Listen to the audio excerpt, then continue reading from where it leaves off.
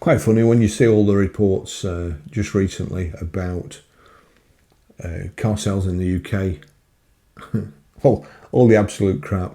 Let me just tell you, they're going on about electric vehicles breaking records and selling more in August. Only a complete idiot would register cars in August, or somebody who's desperate to come up with a headline like electric vehicles are selling more, because the ICE car hasn't depreciated. So all that money that you put into the EV, if you put that towards your fuel, even if your electric was free, you could drive to the moon and back.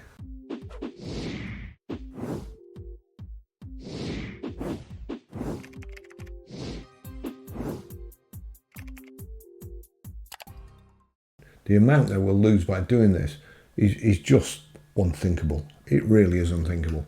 So while I was on holiday, I got a text off a chap I've not heard from for a long time. Our opinions, when I knew him in the old days, our opinions and our objectives were completely aligned. He worked for CAP, I worked for a car website firm, and you'd got things like We Buy Any Car, who were using CAP's prices, cost a fortune to use CAP prices, but we had a lot of customers who wanted to build a website similar to We Buy Any Car to do the same thing. So we had a lot of dealings with CAP, and Philip, a lot of time for him. Philip moved to Cox Automotive from CAP, and one or two of his opinions since have differed from mine. Unlike the EV people, I don't hate people whose opinions differ from mine. I don't hate them. And Philip texts me. He obviously watches my videos. I've said where I've disagreed with him, because he is one of the main people that the press go to for sound bites and quotes and so on. He's an authority. He's more of an authority than me, because obviously he's got a better job and a more powerful job. But as I say, that doesn't mean to say that we look at statistics the same. And it has become obvious that I don't agree with everything he says. Don't mean to say I don't like him, because I do. Now, Philip texted me while I was on holiday, sat by the pool, got a text off Philip, and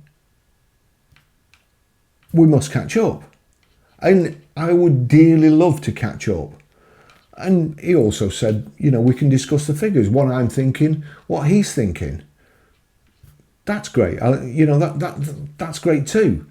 Now, since I've got back, I've kind of changed a couple of my opinions as well.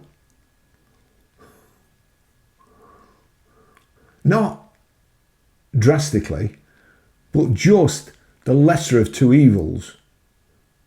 And I'm saying it is, when I say the lesser of two evils, I'm talking about FEVs as opposed to battery electric vehicles. Philip said, let's examine the data together. Now, even to me, having somebody else's view, I'm a one-man band. I'm here, my opinion. I'm not part of a team. Nobody else does anything. I look at the stories, I do the videoing, I rely on my experience in the motor trade to give you my point of view. So kind of two heads are better than one, and I do want to catch up. And the reason I'm trying to kind of introduce this is because it looks like what I have said in the past is being backed up now by Cox Automotive. And here we go, this story. This is on September the 4th, 2025. I don't even know what day it is. Oh, it's September the 4th, 2025. Fancy that. Short cycle sales masking new car market issues. Cox Automotive warns. Cox warned that 30% of all registrations in June were processed on the last day of the month, indicating high levels of tactical and short cycle activity, by Dylan Roberts. Now, with Philip's kind offer, what I'd like to know is what vehicles were registered on the last day of the month. 30% were registered on the last day of the month. What does that break down to in ICE, FEV, HEV and BEV? What does it break down to? Of that 30%, what was registered on the last day of the month? That's what I want to know. Cox Automotive's latest new car forecast has warned that a surge of short cycle sales activity could be hiding underlying new car market issues. Cox warned that 30% of all registrations in June were processed on the last day of the month, indicating high levels of tactical and short cycle activity as sales teams aim to meet Q2 targets. Now, what are the targets? Are they the sale targets they're trying to make, or are they the battery electric vehicle ZEV mandate targets? Because I suspect it's the latter. The forecast estimates that the new car market will increase registrations by 3.2% year on year in 2025, reaching 2,035,750 units. The latest figure reflects an uplift from previous estimates due to stronger than expected sales in the first half of the year. Philip Northard, Insight Director at Cox Automotive, said the fragility of the new car market has come to light in the second quarter of the year. While we celebrated a positive start to the year, what is now apparent is that manufacturer-led incentives and a short-term pull-forward effect due to vehicle excise duty charges temporarily mask the impact of ongoing challenges such as interest rate and waning customer demand. Now, the interest rate. ICE vehicles haven't really dropped, but battery electric vehicles have. Why has interest rates and waning customer demand only affected BEVs? Well, the interest rate haven't affected ICE cars and the consumer demand haven't affected ICE cars, just BEVs. So many manufacturers appeared overly confident after the performance seen between January and March, to the extent that they pulled back or withdrew incentives early. This confidence was quickly undermined as showroom activity saw a rapid downturn. Cox Automotive also predicted a marginal increase in electric vehicle registrations, reaching 25% of the market by the end of the year, short of the 28% set out by the ZEV mandate. It suggested that the electric car grant will have a limited effect on EV uptake, providing only a small boost. Well, it will provide only a small boost to registrations, but it will have a massive detrimental effect on the price of used EVs that were already pre-registered. They pre-registered, don't forget, 30%. 30% were registered on the last day of the month. I can tell you, if those cars had been sold to a customer, they would want them registered on the first day of the next month. Only save a week's tax, but trust me, that's what customers are like. They wouldn't register them on, unless there was a financial incentive, they wouldn't register them on the last day of the month. So 30%, they registered 30% on the last day, and then 17 days later, the government came out with the electric vehicle grant. All those vehicles that were registered on the last day of the month will have been affected because they're already registered, so they've got one owner, and then the EV grant knock-on effect will decimate their residuals. So I hope you got a big bonus for registering them on the last day of the month, because you will need it to get out those vehicles without having to wipe your mouth and lose a load of money. Northard said, while our new car report reveals challenges within the market, we encourage optimism wherever possible. As an industry, we have to rally together to overcome the bleak prospect ahead of us.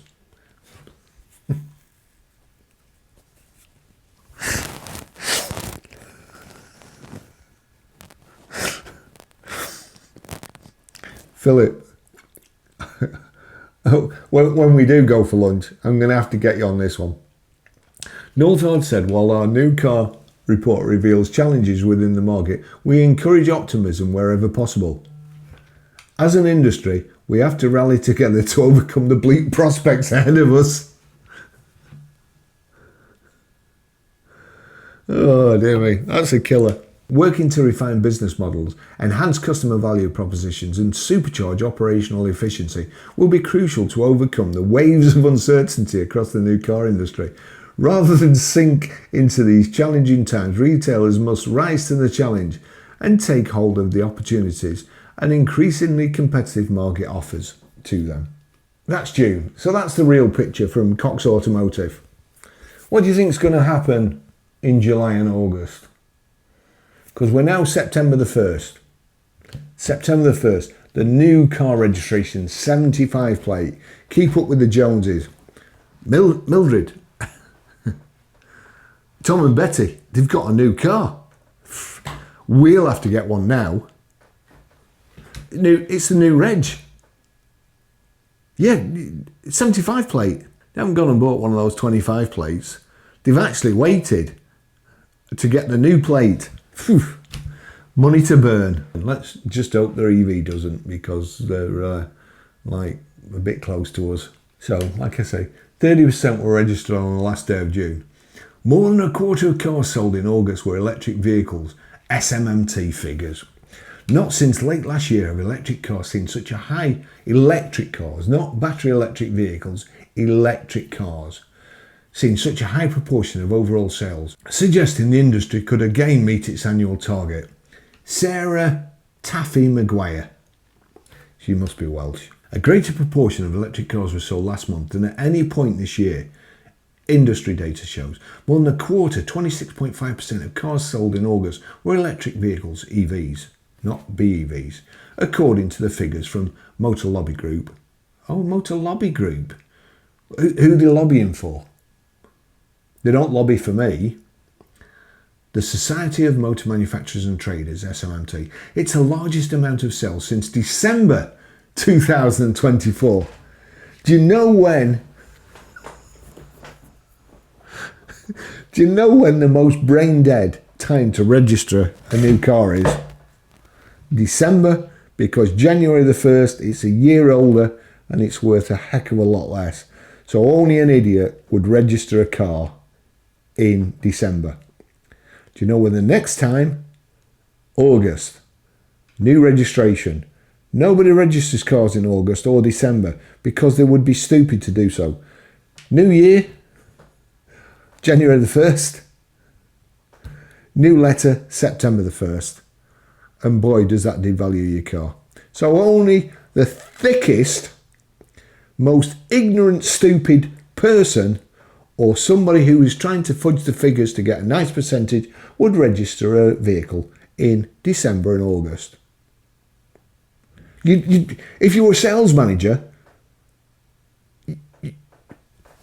you'd be sacked the next day. Unless it was financial, you'd be sacked the next day for gross negligence and stupidity. So it's the largest amount of sales since December 2024 and comes as the government introduced financial incentives to help drivers make the move to zero tailpipe emissions. That's got nothing to do with it, because they're still arguing about what's going to get the grant and what's not. They still don't know properly. That's got nothing to do with it at all. The manufacturers have just registered a load of vehicles to pretend that more people are buying EVs when they're not, because it's the easiest time to make a significant gain in percentage. The full suite of grants were not available during the month, with a further 35 models eligible for £1,500 off early in September. Throughout August, more models became eligible for price reductions, meaning more consumers could be tempted to purchase an EV in September. But we're talking about August. The increased percentage of EV sales came despite an overall 2% drop in buying compared to a year earlier, in what is typically the quietest month for car purchasers. The 2% drop, I would imagine, is the fact that they're having to hold petrol vehicle sales back in order to make EV sales look good and to look like they're hitting the target when they're not, because they're nowhere near the 28% with battery electric vehicles, nowhere near at all. But because of the flexibilities, i.e. the FEVs and the HEVs and the small engined the small engine petrols, they're just letting them, it's like, You know, school sports these days, it's not winning, it's taking part. No, it's fucking winning. It's winning. Second place is the first loser. Right? We don't keep score. Well, if you don't keep score, why have fucking goals? Why not just let them kick it about? What's the point of having goals?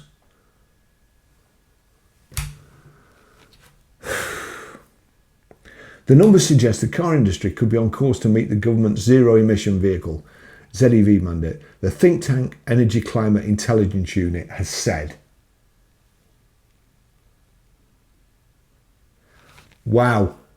You see, these people have gone to the Climate Intelligence Unit for information. They're not biased, are they? Everything that they say is virtually rubbish. It stipulates that new petrol and diesel cars may not be sold from 2030. Amid pressure from industry, the government altered the mandate in April to allow for hybrid vehicles, which are powered by both fuel and battery, to be sold until 2035. Sales of new petrol and diesel vans are also permitted until 2035. Until then, 28% of cars sold must be electric this year, with a share rising to 33% in 2026 and 38% in 2027 and 66% in 2029, the final year before the new combustion engine ban. So let's just get back to the beginning here.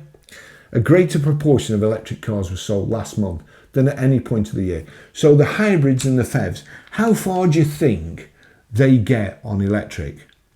Volvo have just brought out a new PHEV which will do 124 miles on a charge.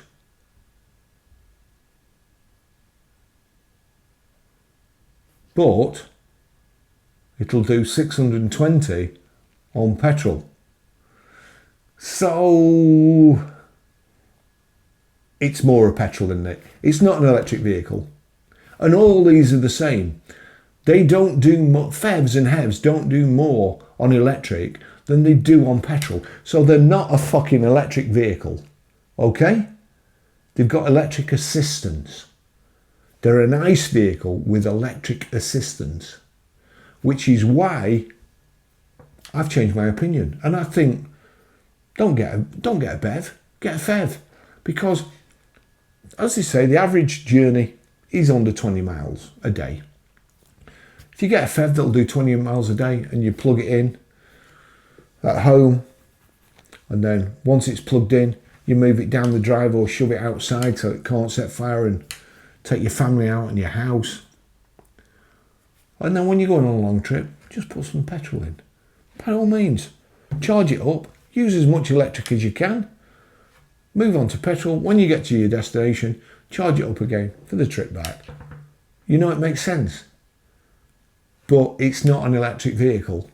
This is bullshit. These are lies. These are flexibilities.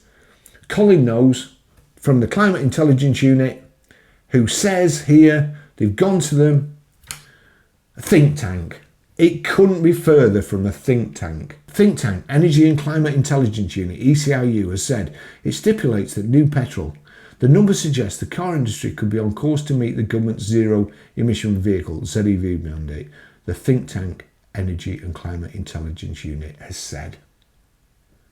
But they also say that PHEVs are just ICE vehicles in disguise. They know very well they are.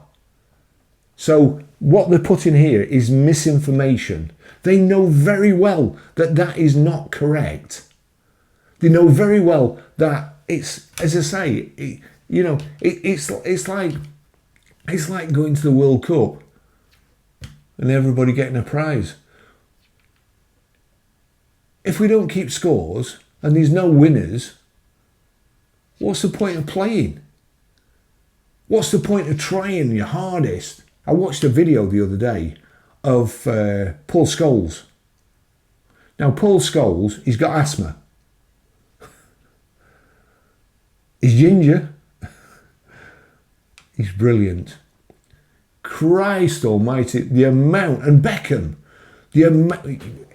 if you watch Man United in the ground, you see David Beckham, or you saw David Beckham running up and down, tackling, running up and down, moving forward, so on, supporting people, running back again when they lost the ball. On the TV, on Match of the Day, you saw him take a free kick and score. And that's about it. When he got the ball, you saw him. You didn't see all the work he does off the ball. So, why would he run? He'd just be sat there, having a fag, waiting for somebody to pass him the ball. And then he'd start running, wouldn't he? When somebody passed him the ball. This is rubbish. Absolute rubbish. Manufacturers face fines for not meeting the targets. The Climate Intelligence Unit also said that we hit the targets last year. We didn't. Last year, the objective for making 22% of all car sales purely EVs was surpassed, with EVs comprising 24.3% of the total sold in 2024. Did anybody mention it cost them $4.5 billion to give those cars away? See, there they put of total sold in 2024. What they should put is total given away. I read something the other day. Every EV that's sold, the manufacturer loses between $5,000 and $10,000. It's not good business, is it? That's not selling. That's purchasing customers. Why? The increased portion of EV sales can be attributed to increased model choice and discounting on top of the government reductions, the SMMT said. The SMMT said it's unsustainable to carry on the way we are. Savings from running an electric car are also enticing motorists, the ECIU said. Demand for used EVs is already surging because they can offer £1,600 a year in savings in owning and running costs. Bollocks. Absolute fucking bollocks. Absolute shit. Petrols and hybrids depreciate less than battery electric vehicles. Any potential saving in cheap electricity goes out the window because they bomb. They know it. They know it. But they refuse to tell, they refuse to give you the proper information. You will not save £1,600 a year. Go on Auto Trader. Before you do, make sure you've got the Chrome browser. Download Auto Trader Price Tracker. Go on to used EVs and look at the vehicles. Go put your search on most recent, then go back, say 4 months, and look how much those dealers have reduced their EVs that they've had in stock by. And you tell me, I'll leave it to you. You tell me if you think you can save £1,600 a year when dealers are knocking £1,000 a month off them. Because that's how much they're depreciating. There is no way that can happen. The only way that can happen is by somebody calculating things that has no idea how the motor trade works. Say, for instance, has got a background in cycling, or never done a proper day's work in his life, or never had to work for a firm where you have to make money for your wages. And if you don't make more money for the firm than they pay you in the wages, you're up the road. That's what happens. That, to my way of thinking, the ECIU is, no, you don't have to score. Everybody's a winner here because we don't have to do anything. We don't have to make any money because people keep giving us money to push the green energy agenda. It's cheaper to run an ICE car than it is to run, which I've proved over and over and over again. An EV costs more than an ICE car when it's new by thousands of pounds, and after 12 months it's worth less than the ICE car because the ICE car hasn't depreciated. So all that money that you put into the EV, if you put that towards your fuel, even if your electric was free, if you put that towards your fuel, you can drive to the moon and back. Rubbish. Absolute crap. This matters for regular families as the pipelines of second-hand EVs is dependent on new car sales, which hit the used market after around 3 to 4 years. Well, not really, because you see they're pre-registering brand new EVs and they're for sale the same day, not 3 years later. And then there's the other ones, they're the ones that went out on leases that they can't afford to bring back. So they're trying the hardest to get the people who took them out on lease in the first place, trying to get them to extend the lease because they can't afford to take them back and dispose them because they'll lose a fortune and that will show in their accounts. Thanks for watching. See you in the next video. Bye bye.